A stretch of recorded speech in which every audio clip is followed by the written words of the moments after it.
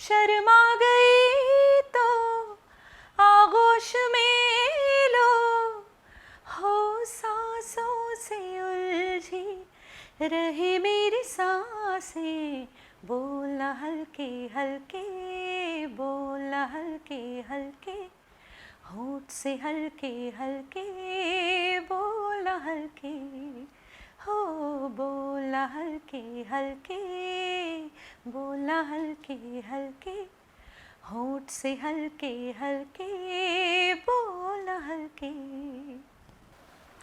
नमस्कार, मी पराग माटेगावकर.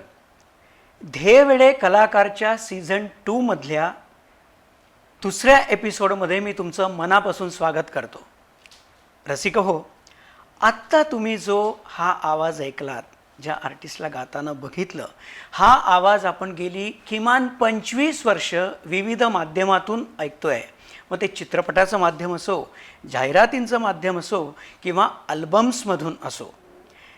आपण त्यांच्याबद्दल आणि त्यांच्या सांगीतिक प्रवासाबद्दल या गप्पांच्या मैफिलीमधून त्यांच्याबद्दल सगळं छान जाणून घेऊया.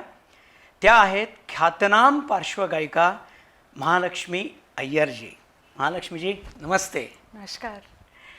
महालक्ष्मी जी, आप कम से कम 25 साल से तो गा रही हैं इंडस्ट्री में. जी.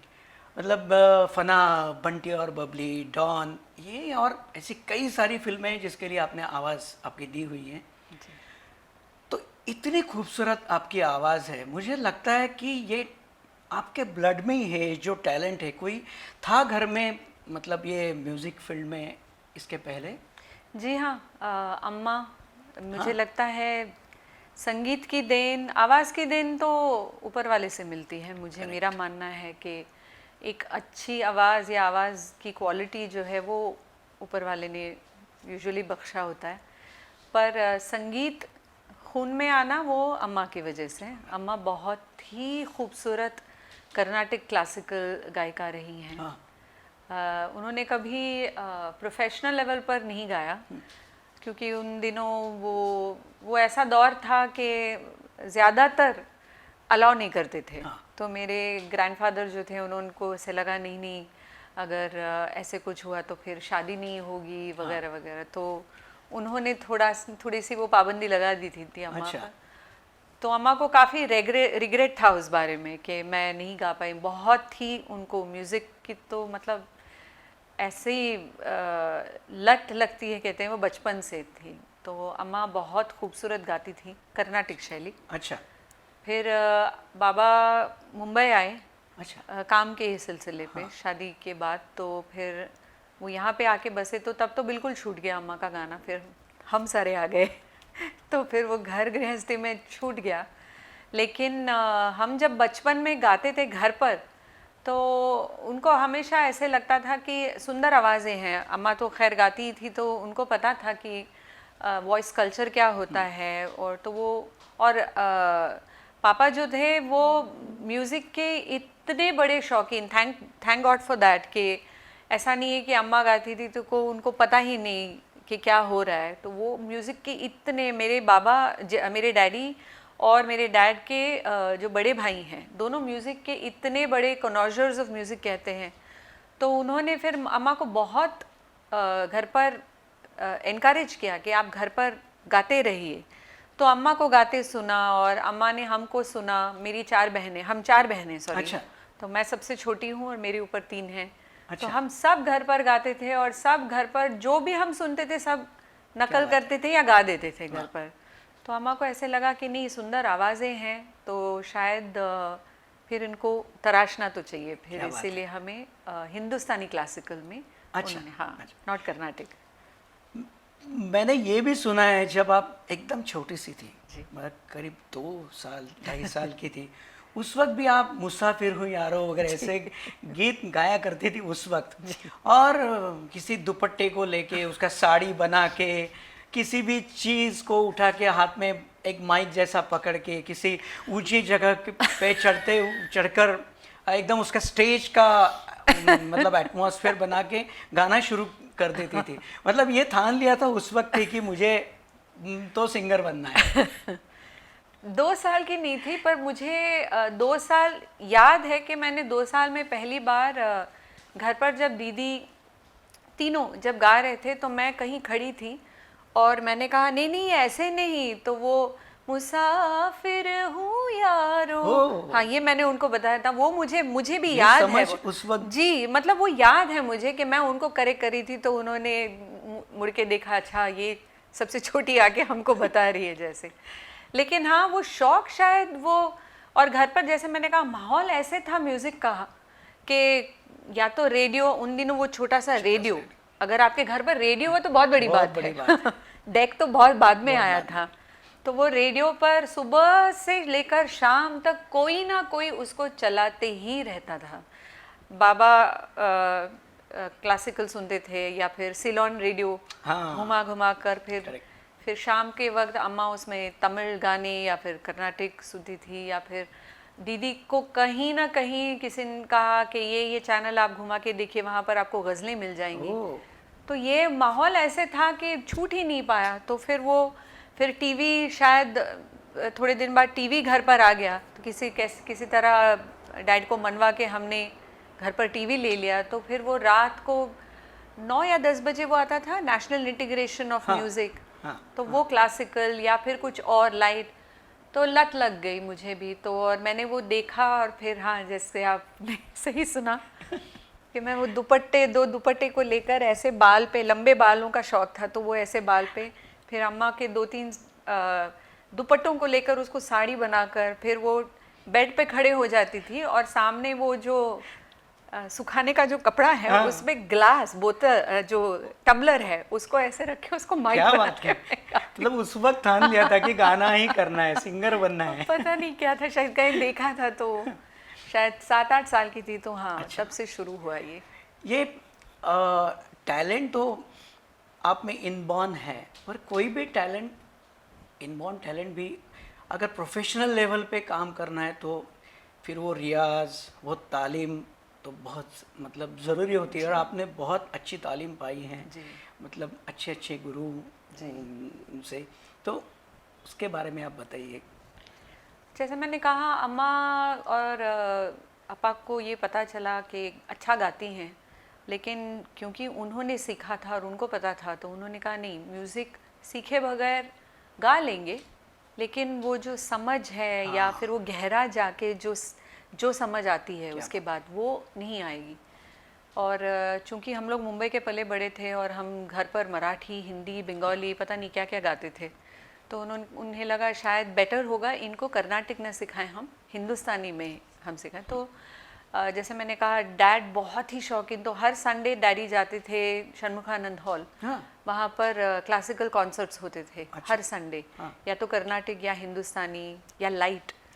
तो फिर वहाँ से उन्होंने पूछताछ की, और फिर पता चला चेंबूर में एक बुज़ुर्ग हैं खड़के साहब, उनके घर पर हर महीने के संडे को वो शाम के वक्त कॉन्सर्ट्स रखते थे अपने घर पर। तो बहुत ही उन दिनों के, अब के जो नामचीन कलाकार हैं, उन दिनों वो यंग थे, वो उनके घर आके परफॉर्म करते थे। तो फिर उनसे हमें मेरे पहले गुरुजी गौतम मधुसूदन जी, पंडित गौतम, उनका नंबर मिला, तो उनसे कांटेक्ट किया। फिर वो घर आए, और पर घर पर हम 4 बहनें बैठकर, और चारों महीने से? जी जी जी, बैठकर, और बाबा और अपा और अम्मा ने, शायद उन्हें ऐसे लगा कि ये अकेले बैठकर सीखेंगी तो अच्छा होगा, नहीं तो वो स्कूल में बैठ के वो जो बहुत सारे बच्चों के साथ सीखते हैं, वो उन्होंने वो सही नहीं समझा, पता नहीं क्यों। उन्होंने कहा नहीं, शुरुआत ऐसे कर देते हैं। तो अफोर्डेबिलिटी इतनी शायद नहीं थी बाबा की, बट फिर भी उन्होंने कहा नहीं, सीखना है तो फिर सही ढंग से। तो चारों बैठ के बाकायदा हम बैठते थे, गुरुजी आते थे, और वहाँ से हमने क्लासिकल सीखना शुरू किया। मैं शायद तब 10 साढ़े 10 साल की थी। तो फिर गुरुजी से मैंने कम से कम, गौतम जी से 6-8 साल हमने क्लासिकल सीखा। फिर शायद उसके बाद आपने जसराज जी से भी तालीम? जसराज जी से नहीं, जसराज जी के सीनियर मोस्ट डिसाइपल और उनके भांजे हैं पंडित रतन मोहन शर्मा, उनसे सीखा। अच्छा। और उस दौरान गुरुजी से भी सीखने का सौभाग्य प्राप्त हुआ, क्योंकि जो समर कैंप्स होते थे। ओके, अच्छा। तो रतन जी ने कहा कि इस बार समर कैंप हो रहा है तो तुम्हें ज़रूर आना है, और तो वो 1.5-2 महीने का कैंप था। हाँ, हाँ, गुरुजी यहाँ पर, उन दिनों मैं चेंबूर में रहती थी, यहाँ पर अंधेरी में हाँ, वो रहते थे, और यहाँ पर आके मैं हर दिन वो 1.5-2 महीने का मैंने तो गुरुजी के सामने बैठ के उनसे वो मिला है, मुझे वो सौभाग्य मिला है कि मैं उनको सुन पाऊँ, रूबरू देख पाऊँ और सीख पाऊँ। क्या बात है। और पंडित गोविंद प्रसाद जयपुर वाले जी, अच्छा। इनसे भी मैंने कुछ ही समय, क्योंकि गुरुजी की तबीयत बहुत ख़राब रहती थी उन दिनों भी, और अनफॉर्चुनेटली मैं हमेशा ये कहती हूँ मेरी बदकिस्मती है कि मैं उनसे ज़्यादा सीख नहीं पाई, क्योंकि लाइट सिंगिंग मैंने जब मैंने कॉलेज के दौरान मुझे ऐसे लगा, और सब लोग कहते थे कि बहुत अच्छा गाती हो, इनके जैसे गाती हो, उनके जैसे गाती हो, आगे चल के ऐसे करना है, तो ऐसे लगा जो रुख अब मेरा जा रहा था वो लाइट सिंगिंग की तरफ ही जा रहा था। और वैसे भी हम लोग ज़्यादा वही घर पर फिल्मों के गाने, हाँ। और तो फिर उस इसीलिए मुझसे कहा गया कि आप थोड़ा लाइट सिंगिंग का जो स्टाइल है वो भी ज़रा आप सीखिए। तो फिर पंडित गोविंद प्रसाद जयपुर वाले जी के पास मैं गई, उनसे लाइट सिंगिंग वो जो रियाज है वो उनसे सीखा। अच्छा। बहुत ही फ़ायदेमंद रहा। मैं मतलब सब गुरुओं से मैंने जो सीखा है वही आज तक I think it has stood me in good stead, ऐसे जो कहते हैं। और पंडित जी, गोविंद जी, जसराज जी, और गौतम जी, और रतन जी ऑफ कोर्स। मैंने आपके बारे में सुना है, सिंगिंग के अलावा आप में और भी एक टैलेंट है। आपके जो एकदम करीब के जो लोग हैं उन्होंने मुझे बताया है कि अगर आप सिंगर नहीं होती तो शायद अच्छी कॉमेडियन होती। हाँ, क्योंकि बहुत सारे सिंगर्स जी। या एक्टर्स एक्ट्रेसेस, उसमें हेमा मालिनी से लेकर सबके आप सही सही नकल उतारते हैं। जैसे सोनू निगम जी हैं अपने जी। फील्ड में। जी। ये सही है क्या? जी बिल्कुल। आपने रिसर्च बड़ा अच्छा किया है। हाँ, मुझे बचपन से पता नहीं, मैं बहुत अच्छा ऑब्जर्व करती हूँ लोगों को, बहुत ध्यान से देखती हूँ, ऑब्जर्व करती हूँ, मैनरिज्म्स मैं बहुत ऑब्जर्व करती हूँ। और मुझे ऐसे लगता है एज अ सिंगर हमको, जब जैसे आपने आशा जी से सुना होगा या लता जी से सुना होगा कि उनको कहा जाता था कि अभी आपको इनके लिए गाना है, उनके लिए, उन दिनों तो तय हो जाता था ना कि ये एक्ट्रेस इसको निभा रही है या फिर इसमें ये वैम्प रोल है, ये तो वो आसान था। हमारा जब वक्त आया तो हमको कहा जाता था कि ये आर्टिस्ट हैं, हीरोइन है, लेकिन तब तक बदल जाता था वो फिल्म। तो अनफॉर्चुनेटली अगर हमने उनको ऑब्जर्व भी किया है तो जितना क्लोजली ऑब्जर्व किया है, करने की कोशिश की, फिर वो दिखाई नहीं देता जैसे आशा जी और लता जी करते थे। आशा जी तो खैर कहा, मतलब क्या कहें, हेलन जी के ऊपर फिल्माया गाना ऐसे लगता था कि हेलन जी ही गा रही हैं, कहीं इसे पता ही नहीं चलता था। तो मैं शायद बहुत ध्यान से ऑब्जर्व करती थी लोगों को, और आवाज़ जो है, स्पेशली हर आवाज़ का जो टिम्बर है या जो एक इंटोनेशन है, वो मैं बहुत ध्यान से सुनती हूँ और फिर वो अपनी कोशिश करती हूँ। क्योंकि मतलब वो नकल उतारना जो है वो उस हेल्प करता होगा। जी, हाँ। क्योंकि after all it's a character singing. It is a character. I think like I have always heard people say that I get into the character. हाँ। तो वो मैं बहुत हमेशा वही ध्यान वो, और आई थिंक आप भी म्यूजिशियन हैं, आप भी ये नोटिस करते होंगे कि हर आवाज़ में एक लहजा होता है या एक वेट होता है। करेक्ट। वो पकड़ा, अगर आपने वो पकड़ा तो इजीली आप नकल उतार सकते हैं। करेक्ट। तो जो भी आप मिमिक्री आर्टिस्ट को देखते हैं या जो वॉइस इम्पर्सनेशंस करते हैं, वो यही तो देखते हैं, वो वज़न देखते हैं, हर आवाज़ की जो वज़न होती है, या बैरिटोन वॉइस, या उसमें बीच में फिर वो हल्का सा वो टिम्बर चेंज करते हैं। I think I observe that very closely. तो मेरी एक क्लोज फ्रेंड है सौम्या, वो भी कहती हैं कि तुमको ज़रूर लाफ्टर चैलेंज में होना चाहिए। तो आपने कभी ऐसा किया है कि पहले सपोज आपको पता चला कि फलाना फलाना एक्ट्रेस काम करने वाली है, फिर वही चेंज हो गई, तो जो आपने जो माइंड में कुछ सोचा होगा वो सॉन्ग के बारे में, तो बाद में वो फिर ट्रीटमेंट अलग एक्चुअली बहुत कम मिला, क्योंकि पराग जी जब तक हमारा जो टाइम आ गया था फिल्मों के गाने का, तब तक हमसे अक्सर ये कहा जाता था कि नहीं अभी तक तय नहीं हुआ है। एक्ट्रेस कौन है नहीं है तय नहीं हुआ, और मेरे साथ बहुत ऐसे बार हुआ है कि मुझसे कहा गया है कि ये एक्ट्रेस हैं, लेकिन इनवेरिएबली 2 महीने बाद पता चला कि चेंज हो गए हैं। हाँ। तो आई थिंक हमारा जब दौर आ गया था तब तक ये तय करना मुश्किल हो जाता था। शूटिंग नहीं शुरू हुई थी, गाने पहले रिकॉर्ड हो जाते थे वगैरह।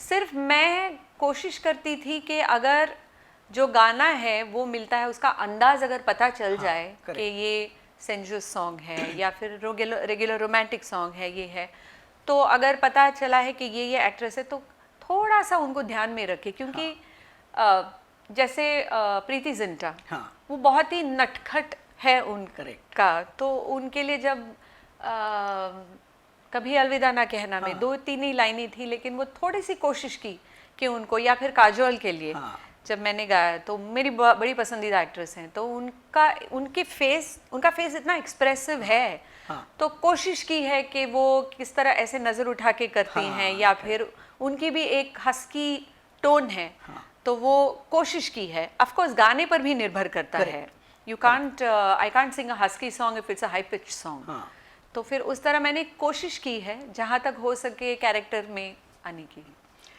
आप जब इंडस्ट्री में मतलब शुरू के दौर में एकदम जब स्ट्रगल थोड़ा ख़त्म होके जब आपने काम शुरू किया, तो उस वक्त आपने जिंगल्स पे बहुत काम किया हुआ है, शायद मानके जी, अशोक पत्की जी, मतलब मैंने उन्हीं लोगों से सुना है कि आपको जिंगल क्वीन कहा जाता था। लाइक मतलब पॉन्ड्स है, सेरेडॉन है, या टाटा टी हैं, ऐसे कमर्शियल एड्स, ये तो मैं बहुत 2-3 बोल रहा हूँ, सैकड़ों एड्स आपने गाई हुई हैं, उसके बारे में थोड़ा बताइए। मेरी शुरुआत हुई जिंगल से। मैं कॉलेज में थी, और कॉलेज के दौरान जो कॉलेज फंक्शंस होते थे उसमें मैं काफ़ी गाती थी, जाहिर सी बात है। तो कुछ म्यूजिशियंस ऐसे आते थे जो इंडस्ट्री में एज अ प्रोफेशनल म्यूजिशियंस बजाते थे। तो उनमें से एक है सुरेश अय्यर। उन्होंने कहा, अरे परसों मैं इनसे मिला था, अनुराग शाह, उन्होंने मुझसे पूछा कोई ऐसी नई आवाज़ ऐसे अगर आपने देखा हो तो can I recommend your name. I said sure. तो फिर मैं उनके घर जाकर स्क्रैचेस रिकॉर्ड करती थी। मैं शायद 18 साल की थी तब। तो उनके घर जाकर वो घर पर उनका वो ट्विन रिकॉर्डिंग सिस्टम था उनके पास, तो घर पर स्क्रैचेस रिकॉर्ड करती थी, फिर वो जाके क्लाइंट को प्रेजेंट करते थे, फिर हम वो गाना फिर वो रिकॉर्ड करते थे। तो मेरी शुरुआत हुई कॉलेज के लास्ट 1-2 साल कहिए, तो वहाँ पर मैंने छोटे छोटे जिंगल्स करना शुरू किया, रेडियो स्पॉट्स, जिंगल्स वगैरह। फिर वहाँ एक दिन विनय दादा मिले, उनके साथ एक जिंगल रिकॉर्ड करे थे, विनय जी, विनय मानके जी। वो तो बहुत ही मतलब इम्प्रेस हुए। उन्होंने कहा, अरे मैं तो ज़रूर आपके बारे में बताऊंगा। फिर उन्होंने बिल्कुल उसी दिन अशोक जी को कहा, और फिर अशोक जी को कहा कि नहीं you have to work with her, she is very very good. फिर अशोक जी ने फ़ोन किया। मैंने सिर्फ ये नाम सुने थे।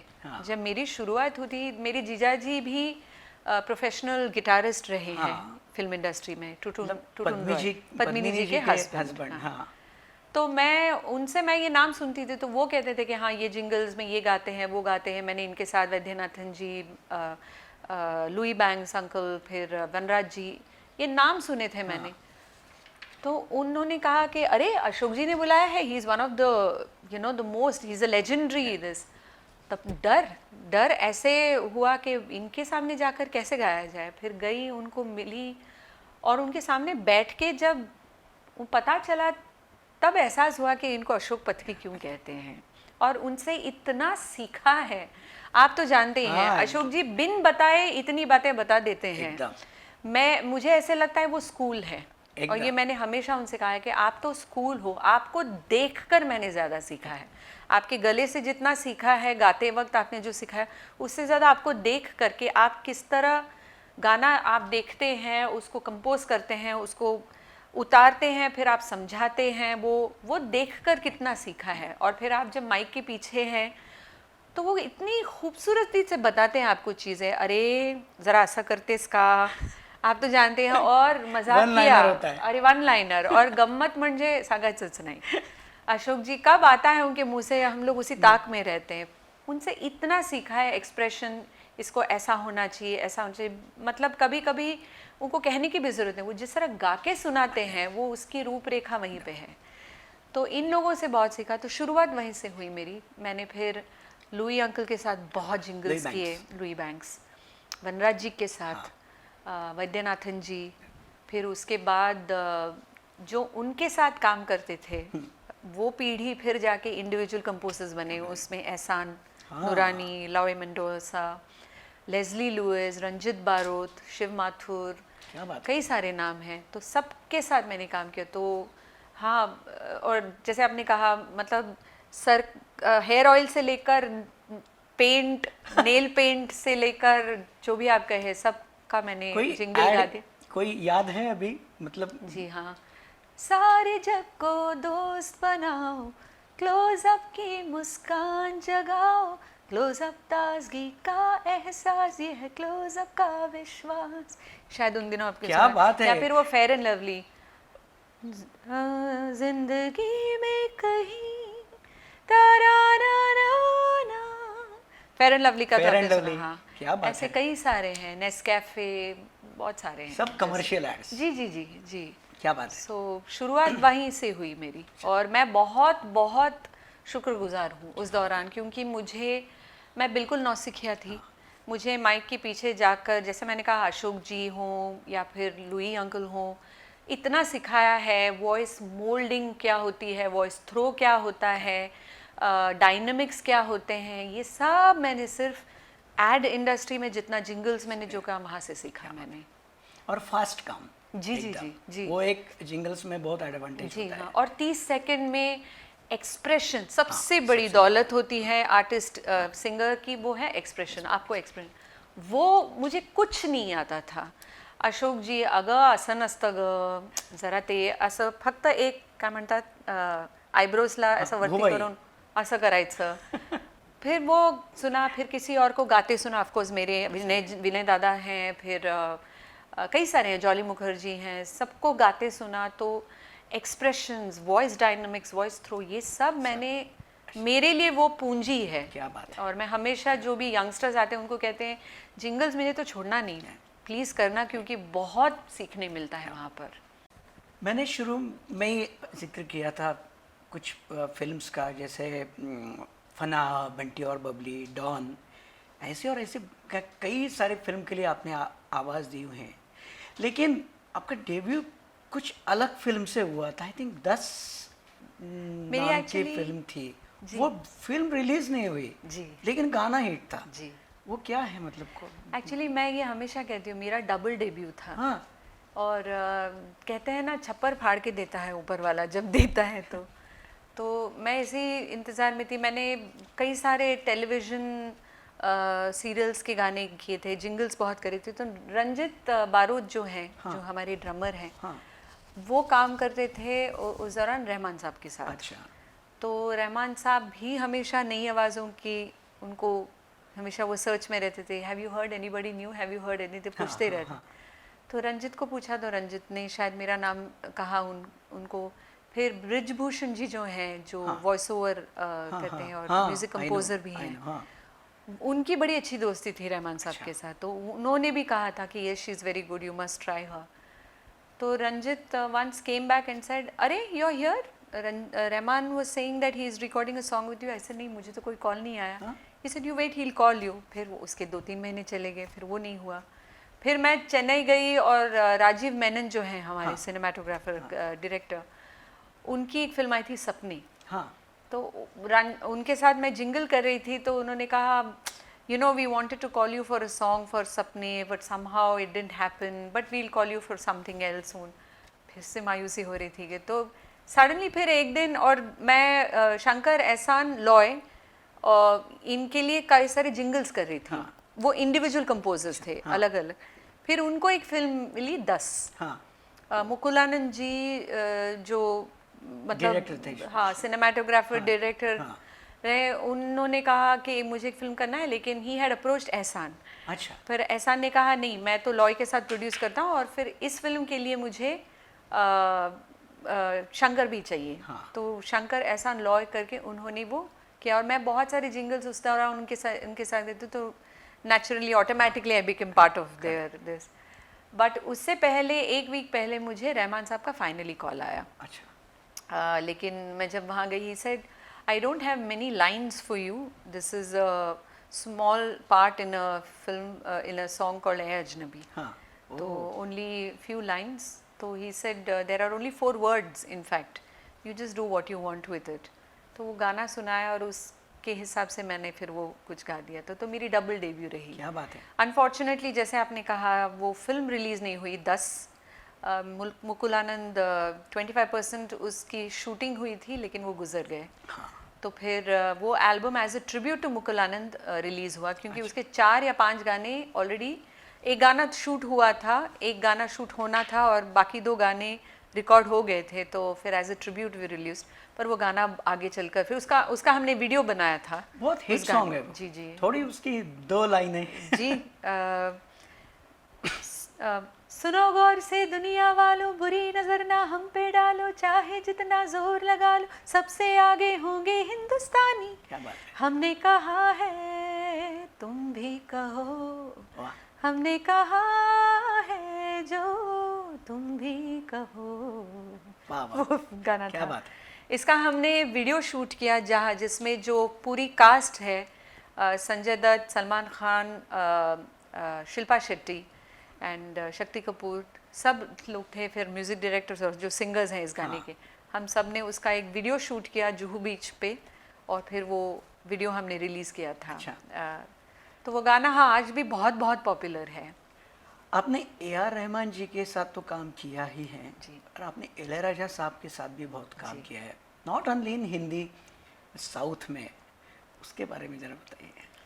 एक्चुअली मेरे घर पर हमेशा मुझे देख के यही कहते हैं कि तुम तमिल में कैसे गा लिया, क्योंकि मातृभाषा है और हम लोग घर पर तमिल बोलते हैं. लेकिन मुंबई में आपको पता है कि अगर आप मुंबई रहते हैं तो आप घर पर हर भाषा बोलते हैं. हाँ. हम मराठी भी बोलते हैं, हम गुजराती भी बोलते हैं, हम तमिल तो बोलते ही हैं, हम हिंदी भी बोलते हैं, हम इंग्लिश भी बोलते हैं. करेक्ट. क्योंकि जो कहते हैं ना शेजारी जे पण राहतात त्यांच्याबरोबर ती भाषा येते आम्हाला बोलायला. करेक्ट. तो तमिल, लेकिन हम कर्नाटक मैंने नहीं सीखा तो तमिल कम गाते थे हम घर पर. लेकिन मैंने जिंगल्स बहुत किए थे तमिल में. हाँ. और उस दौरान एक पैजेंट इंडिया ने किया था, मिस वर्ल्ड पैजेंट, जो अमिताभ बच्चन जी उनकी कंपनी जो थी ABCL, तो उसका पूरा म्यूज़िक राजा सर कर रहे थे. तो राजा सर जब मुंबई में आए उसका प्रोडक्शन करने के लिए, तो एक गाना ऐसे था जिसका उन्होंने कहा कि मुझे सिर्फ लड़कियों से गवाना है उसको, लाइक अ फीमेल सॉन्ग. तो उन्होंने कहा यहाँ पे जो यंग सिंगर्स हैं जो अच्छा गाती हैं उनको बुलाइए.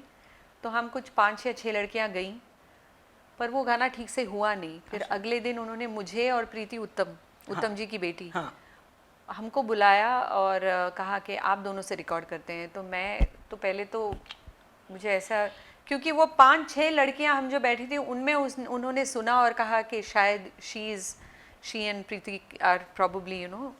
तो हम गए, फिर वो गाना रिकॉर्ड किया और फिर मैं भूल गई. मुझे लगा वो कभी नहीं बुलाएंगे मुझे, क्योंकि वो मुश्किल गाना था एक तो. और 6 महीने बाद उनके ऑफिस से फ़ोन आता है कि Raja sir wants to do a song with you. और तब मैंने तमिल में कोई नहीं गाना गाया था और ऐसा कुछ काम नहीं किया था जिसकी वजह से मुझे कोई साउथ में. तो फिर मैं गई वहाँ पर, और this was before I सैंग for any Hindi film song और एनीथिंग. और वहाँ पर गई, राजा सर को मिली और मैंने उनको कहा, sir do you remember sir in Mumbai you had come to record the Miss World pageant, I had sung one song, I remember, that's why I call you. क्या बात है. मैं विश्वास नहीं हो रहा था मुझे कि उनको वो याद है. 6 महीने पहले उन्होंने सुना, तो फिर तो ज़रा ज़्यादा भार आ जाता है ना आप पर. और फिर मैं वो ये कहानी आपको बताना चाह रही थी कि मैं वहाँ पर स्टूडियो रूम में बैठी हूँ. उन्होंने कहा I will give you the song, you wait. फिर वो आए, अंदर बैठे और टॉक बैक माइक ऑन करके कहा, हाँ बालू गारू सॉन्ग जैसा something. And then I just looked around और सामने SPB सर. ओह. और वो गाना रिकॉर्ड कर रहे थे कुछ उनका. 10 मिनट, बिल्कुल 10 मिनट में मुखड़ा गाया, फिर से किया, अंतरा गाया, फिर से किया, सेकंड अंतरा, फिनिश। क्या बात। और फिर वो अंदर आए गप्पे लड़ाने के लिए राजा सर के साथ, और उनकी दोस्ती सबको पता है, हाँ, उनकी ऐसी दोस्ती थे, हंसी मजाक। और मेरे लिए वो अगला 1 घंटा बहुत मुश्किल बीता, क्योंकि एक तो उन्होंने ये कहा है, फिर मैंने इनको ऐसे देखा गाते हुए पानी की तरह जैसे, ऐसे मैंने कहा ये मुझसे नहीं होगा। फिर जैसे थोड़ा वो ब्रेक लेने बाहर गए तो मैंने ऐसे मुड़ के देखा, हरिहरन जी आके बैठे हैं। तो मैं भागी उनके पास, मैंने कहा हरी जी मैं जा रही हूँ, आप बताइएगा इनको कि किनको बताइएगा नहीं, उनको बोलना ये पता नहीं यहाँ पर थी, वो चली गई कहीं पर, मैं जाती हूँ, मैं चुपचाप ऑटो लेकर चली जाती हूँ। मैं सिंह बैठो, क्या है? मैंने कहा नहीं, मैंने गाना सुना है, गाना बहुत मुश्किल है, और अभी जो मैंने देखा इसके बाद मुझसे नहीं होगा। सिंह नहीं कुछ नहीं, बैठ जाओ। क्योंकि हरि जी के साथ मैंने काफ़ी जिंगल्स किए थे, तो उनसे दोस्ती हुई थी, तो उन्होंने कहा ऐसा कुछ नहीं, तुम बैठ जाओ, हो जाएगा। पर आप सोचिए, उसके बाद राजा सर ने गाना सिखाया, हमने सीखा, और लाइव हमने दोनों साथ में गाया है। क्या बात है। जो अभी हम लोग कैसे अकेले अकेले करते हैं और लाइन बाय लाइन रिकॉर्ड कर सकते हैं, राजा सर से both of you know the song, we'll do it together. तो वहाँ पे माइक एक साथ लगाया और एक साथ हमने गाया है।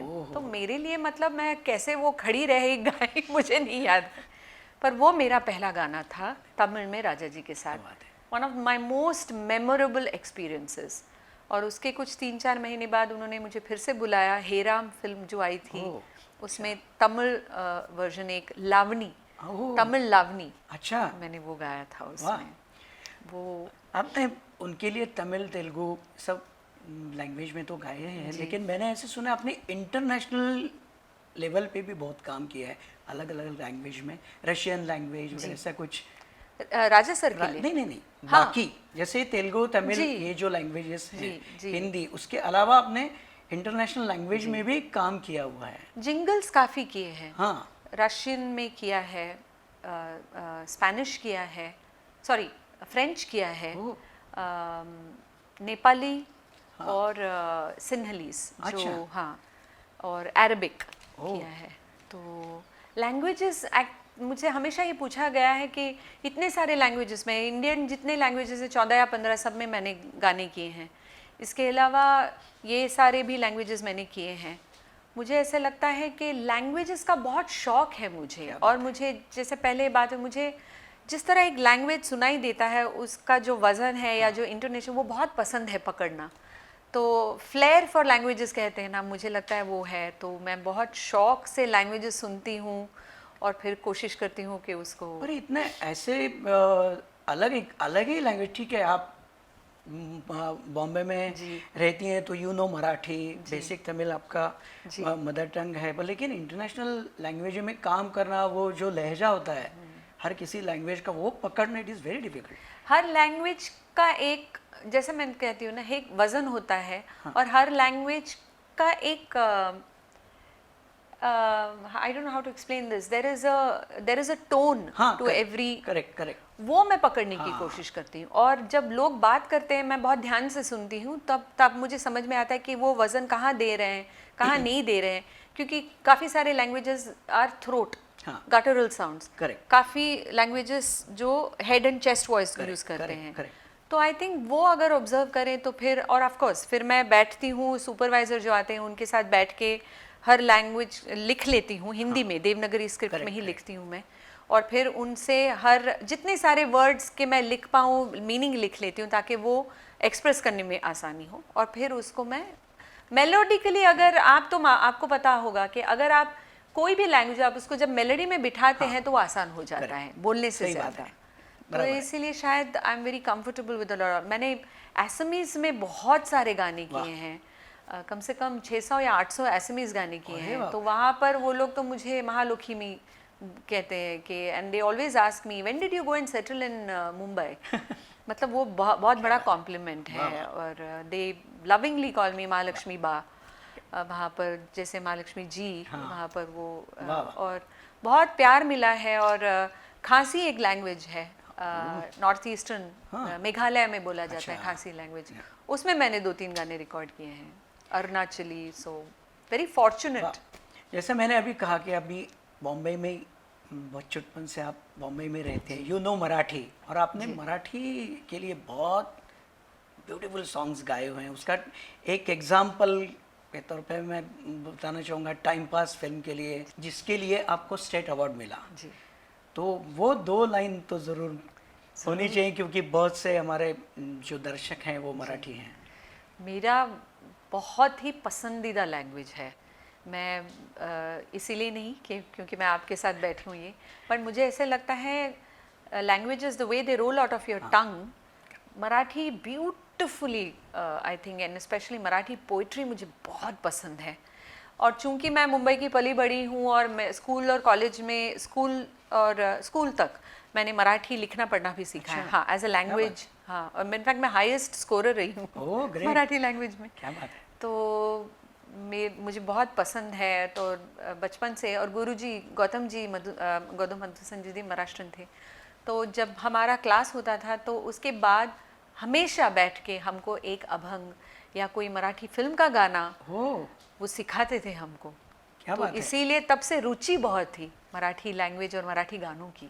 आपने शायद मराठी में मतलब गंधार ग्रुप में आप गाती थी। जी, बिल्कुल। क्योंकि वो भी कुछ मेरे दोस्त लोग हैं कि मतलब माधव भागवत, त्यागराज, संदीप कुलकर्णी, सब सुचित्रा, इसलिए मुझे मालूम है कि आप गंधार ग्रुप में शुरू में गाती वो थी। बड़ा काम आया, क्योंकि गुरुजी ने बहुत सारे गाने मुझे सिखाए थे। और अभंग वगैरह। तो जब गंधार ने मुझे अप्रोच किया, तब कॉलेज में थी मैं, तो मेरे लिए बहुत आसान हुआ। और फिर उनसे बहुत सीखा, उनसे बहुत सारे ऐसे गाने सीखे। तो इसीलिए मराठी मुझे मुश्किल नहीं लगता। काफ़ी लोगों ने कहा है की तू कसं का असं म्हणजे मराठी बोलताना किंवा ऐकताना असं वाटतच नाही की तू मराठी नाही आहेस म्हणून. I think that is the thing. I heard so much of Marathi music, especially with all of them and with Guruji. तो उसका काम, उसका बड़ा दाटले रेशमी धुके, 2 लाइन टाइमपास. दाटले रेशमी आहे धुके धुके हे, दाटले हे धुके हाँ, बोलती स्पर्श हे बाकी मुके मुके हे, दाटले हे धुके हाँ, दिवे लाखो मनामध्ये लागले लागले, दाटले रेशमी आहे धुके धुके हे, दाटले हे धुके हाँ. वाह वाह वाह, क्या बात है महालक्ष्मी. आपने अन्नू मलिक, राजेश रोशन, प्रीतम जी के लिए भी बहुत काम किया हुआ है. मतलब इतने साल से काम कर रही हैं. थोड़ा ट्रेंड हर 5 साल में या 7 साल में चेंज होते जाता है, वो तो ठीक है. पर अभी जो सॉन्ग्स बन रहे हैं या जो ट्रेंड है, वो साउंड पे ज़्यादा खेलते हैं ज़्यादा. तो मतलब पहले जैसा कुछ सॉन्ग्स में चैलेंजिंग कुछ होता था सिंगर के लिए, तो अभी थोड़ा वो कम होके, ऐसा मेरा मानना है कि थोड़ा साउंड पे ज़्यादा कंसंट्रेट करते हैं. आपको क्या लगता है इस बारे में? बिल्कुल सही कहा आपने. मेरे लिए एक्चुअली एज अ सिंगर बड़े दुख की बात अभी, क्योंकि मैं जिस माहौल से आई हूँ या जो मैंने गाने सुने हैं या जो गाने मुझे मिले हैं, मेरी खुशनसीबी है, मुझे इतने अच्छे अच्छे गाने, हिंदी कहिए, मराठी कहिए, बंगाली, या इतने अच्छे. तो अभी मुझे ये लगता है जो कंटेंट है वो कहीं ना कहीं बहुत ही सुपरफ्लुअस होता जा रहा है. बोल मेरे लिए सबसे बड़ी बहुत लैमेंट जो वर्ड मैं यूज़ करूँगी वो ये है कि जो आजकल के जो वर्ड्स हैं, जो शब्द हैं, वो बहुत ही आम होता जा रहा है. आप मतलब पोएट्री बिल्कुल ही नहीं है, या फिर बहुत कम है, बहुत कम गानों में है. और ज़्यादातर उसको पता नहीं क्यों ऐसे लगता है कि वो क्राउड को केटर करना है कि सिर्फ बीट रिडन सॉन्ग, सिर्फ उसमें बीट्स हो या साउंड, जैसे आपने कहा कि उसको इस तरह साउंड डिज़ाइन होना चाहिए कि it should sound only dancy and peppy and this.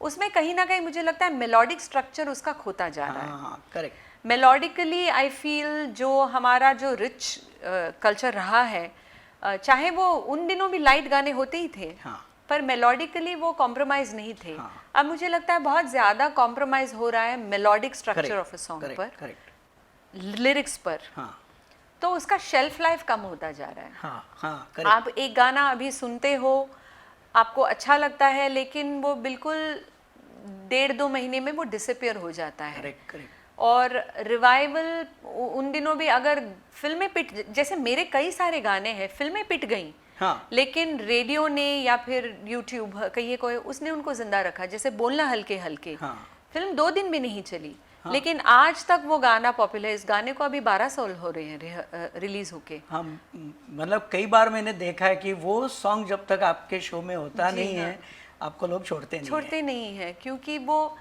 इतनी खूबसूरत मेलोडी है। Correct. लोगों के जहन में अभी भी वो मेलोडी ऐसा राज कर रहा है। Correct. लिरिक्स तो खैर है ही, गुलजार साहब ने लिखा है तो वो होगा ही, करेक्ट।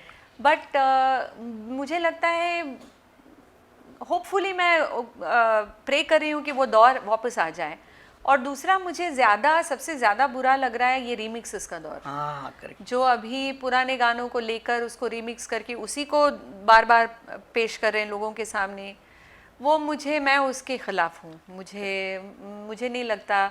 अब वो कहते हैं कि अभी की जो पीढ़ी है उन्होंने वो गाने सुने नहीं हैं, लेकिन आप ऐसे गाने लेकर उसको रीमिक्स नहीं कर रहे हैं। आप जो गाने शायद जिनको रीमिक्स नहीं होने चाहिए थे वो आ रहा है। तो मेरे लिए बहुत ज़रा मायूसी की बात हो रही है। एक क्वेश्चन मैं आपको ज़रूर पूछना चाहूँगा, क्योंकि मुझे ऐसा लगता है उसके वजह से थोड़ा नए जनरेशन को फ़ायदा हो सकता है।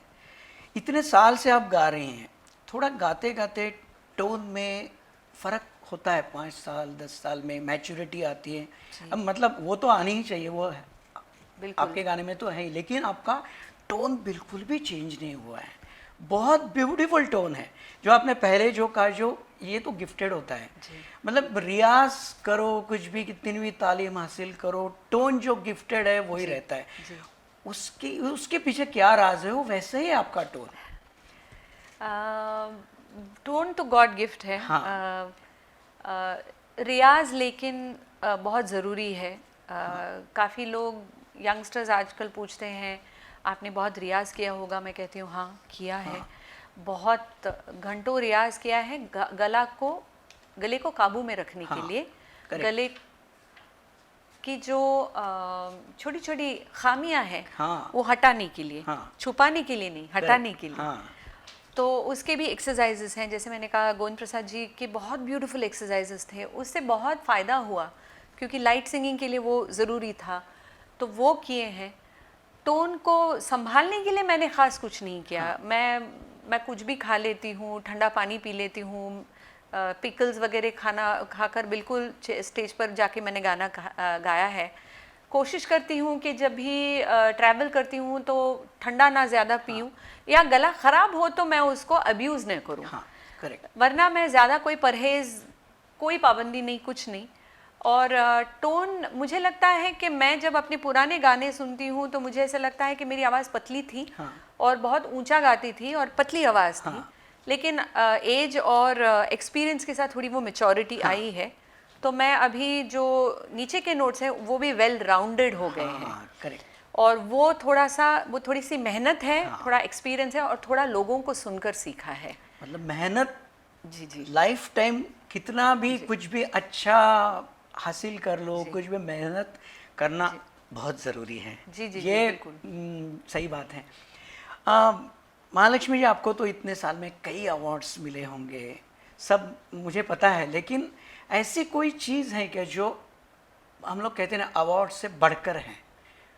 मतलब अभी वो हासिल हो गई तो ऐसा लगता है नहीं बस अभी कुछ अवार्ड नहीं मिला तो चलेगा, ये मुझे मिला, ये बहुत, ऐसा कुछ है? नहीं, मेरे लिए अवार्ड्स एक्चुअली मिले हैं, लेकिन मुझे कभी हिंदी गाने के लिए कोई मेजर अवार्ड नहीं मिला है। पर मेरे लिए वो कहते हैं ना अवार्ड नहीं, रिवॉर्ड बहुत मिला है। मेरे कुछ ऐसे गाने हैं जो मुझे लगा कि मैंने इतना अच्छा गाया है, लेकिन वो लोगों तक पहुंचने, क्योंकि फिल्म पिट गई या वो आई, अभी भी लोग वो गाना सुनते हैं। जैसे कहा बोलना हल्के हुआ, कभी शाम ढले हुआ, वो 15 साल हो रहे हैं उस गाने को, या शायद ज़्यादा हो रहे हैं, आज भी ऐसा कोई प्रोग्राम नहीं है जो मैंने वो गाना नहीं गाया हो। अभी भी अगर यूट्यूब पे, फेसबुक पर या कहीं पर मैं कोई इंटरव्यू कर रही हूँ या कोई लाइव कुछ, उस गाने की फरमाइश आती ही है। तो ये मेरे लिए रिवॉर्ड है। और मेरे लिए ऑफ कोर्स बहुत तय करना है। अभी मैं उम्मीद करूँगी कि मुझे और अच्छे गाने मिले या फिर मैं कुछ ऐसे एल्बम्स करूँ। हाल ही में मैंने अपना यूट्यूब चैनल लॉन्च किया है, तो मैं उसके ज़रिए बहुत सारा ऐसे गाने और ऐसी चीज़ें करना चाह रही हूँ जो शायद मेरी ऑडियंस ने पहले सुना नहीं होगा।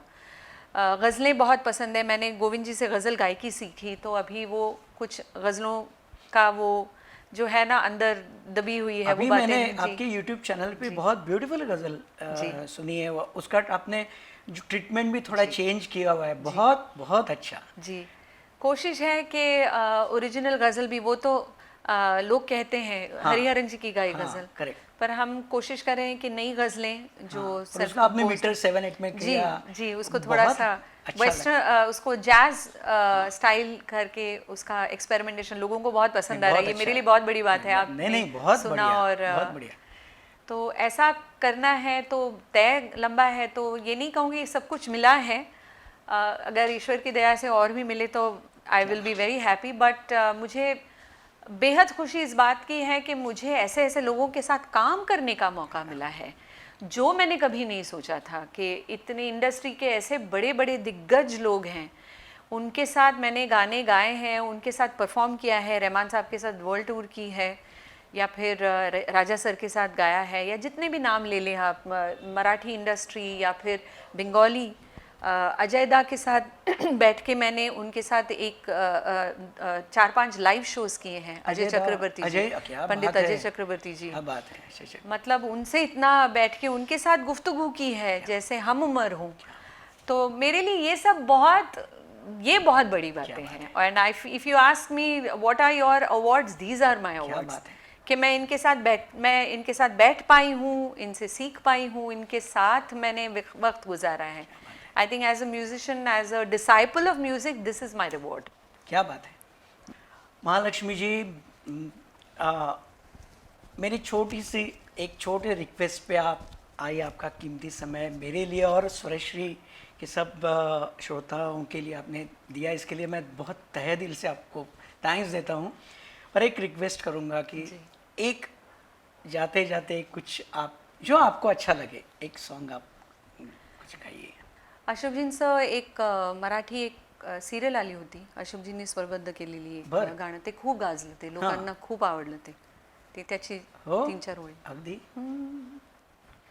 घेऊन येशी कोवळे ऋतु सुगंधी साथ हे, नवीन भाषा कोणती नजर काही बोलते, साऱ्या सरिया माझ्याच पाशी, चिंब तू होईना माझी या प्रियाला, प्रीत कळेना माझी या प्रियाला, प्रीत कळेना। वाह वाह, thank you so much. Thank you Mahalakshmi ji. Thank you ji, thank you so much. आपका और स्वरश्री के ऑडियंस के लिए मेरा नमस्कार और शुक्रिया, और थैंक यू सो मच पराग जी। नमस्ते, मैं हूँ महालक्ष्मी अय्यर। स्वरश्री चैनल को ज़रूर सब्सक्राइब, लाइक और शेयर करें।